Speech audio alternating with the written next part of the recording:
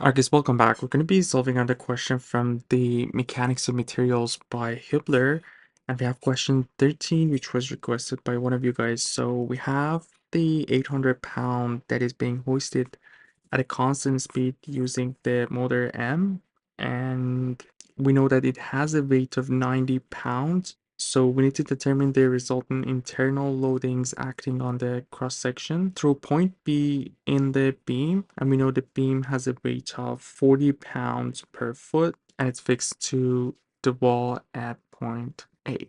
So for finding the internal forces and the moment that we have at that specific point, where we call it usually bending moment, first of all, we need to do our cut at the point that we are trying to find the internal loadings. So let's just do that at point B. And now we are left up with the left half of this system or the right half.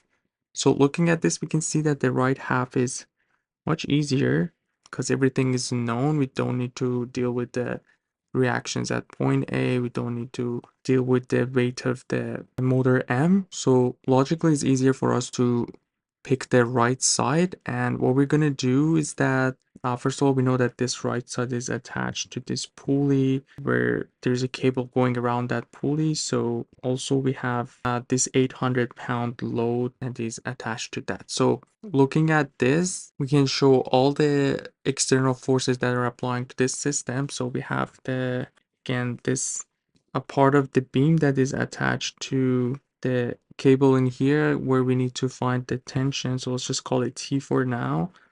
And this is going to be the cable, and this is attached to a load which we know is 800 pounds. So I'm just going to replace that load with 800 pounds in here. What's missing in here is the tension in the cable, and the forces that we have as an internal forces, we're going to consider one normal force, we can call it NB. We will consider one shearing force, we can show it with VB, and obviously we have a bending moment. For now, we can just go with the counterclockwise moment, which is our positive.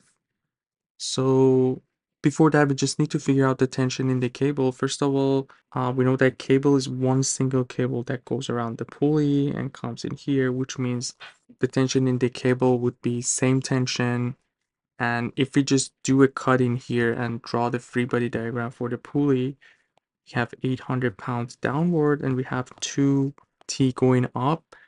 And because the question is telling us that the system is at a constant speed, that means based on the Newton's law, sum of all forces equal to mass times acceleration. Because it's constant speed, the acceleration is 0, so this will be equal to 0. So if that's the case, if we just consider our sum of all forces in y direction, just consider this our positive, we have 2t minus 800 equals 0, so t would be 400 pounds.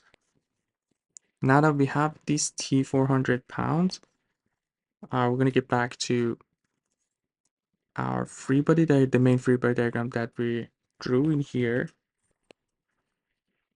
And we're going to apply our equilibrium equations, and we should be able to find all the unknowns. We have 3 unknowns in here, and we'll have 3 equations. Sum of all forces in x equals 0, y equals 0, and we have one moment equation about any point that we want. All right, so let's start with the first one. Let's just show our x and y here. So now we know which x and y's are positive. So let's go with the x. Looking at the x, we see that we're going to have NB, which is our normal force, negative t, which is 400 pounds, equals 0, or NB would be 400 pounds. And that's the correct direction for it. And we can report this as kip as well. We know 1 kip is equal to 1,000 pounds. So if we just divide this by 1,000, our NB can be also reported by 400 by kip unit. All right, let's do the same thing for y. Let's see what we have in y direction. Again, because of our equilibrium condition, we have this time VB upward. So VB negative 800 pounds. And one force that I miss is the weight of the beam, which I forgot to show in here. First of all, because it's a homogeneous beam, it will be exactly at the center, and we know this distance is 4 feet. So, and we have the beam has a weight of 40 pound per foot, so it's 40 times 4 because it's 4 feet, so 160 pounds. That's going to be our weight, so that's going to add another 160 downward equals 0. So our VB, or the shearing force, is going to be 960 pounds, and we didn't get any negative sign. That shows that the direction we assume for VB is correct. So again, 0.96 kip.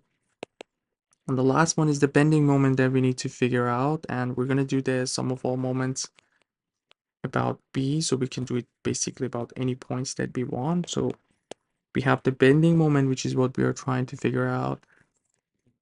We have the moment of this load, we can see it's clockwise, so it will be negative 800 times the distance, and that's going to be the distance from B to the line of action, so the vertical distance. So this is 4.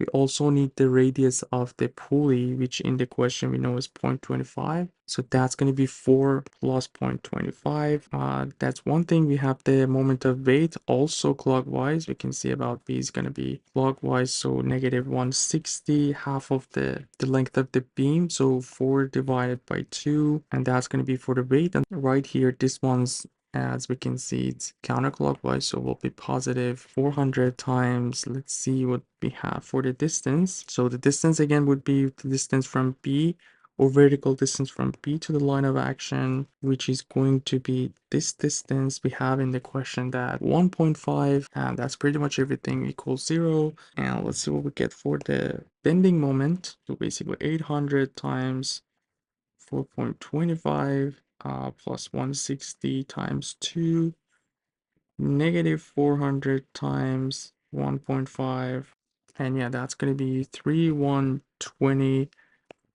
pound foot, or if you want to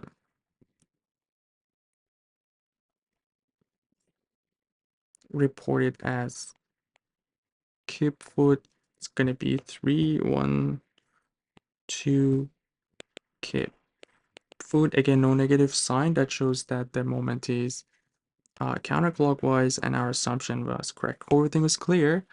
Let me know if you guys have any questions. You guys take care. I'll see you in the next video. Have a good one.